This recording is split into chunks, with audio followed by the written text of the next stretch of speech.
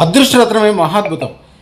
ముఖ్యంగా ఎప్పుడు ద్వారం మీద గణేష్‌ని అతికించడం మానేయండి. ఆయన ద్వారపాలకుడు కాదు. ఆయన ఎప్పుడు ఇంట్లో బ్రహ్మాండంగా పూజ చేసుకోవడానికి అనుకూలంగా పెట్టుకోండి.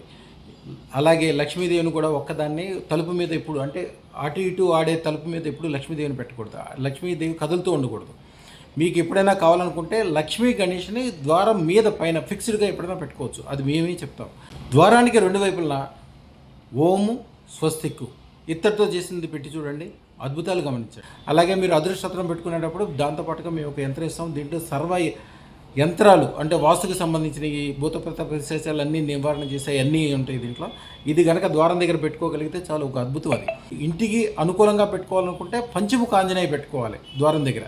పంచముఖ ఆంజనేయం అంటే మంత్రతంత్రాల విజులు కానీ, చేతబడులు కానీ, భూతపేత పిశాచాలు ఇంట్లో ఉండేవి కానీ, ఎవరన్నా ఏడుపులు కానీ అవి అప్పటికప్పుడే ఖండింపబడతాయి. అది తప్పితే వేరే ఏది పెట్టకూడదు.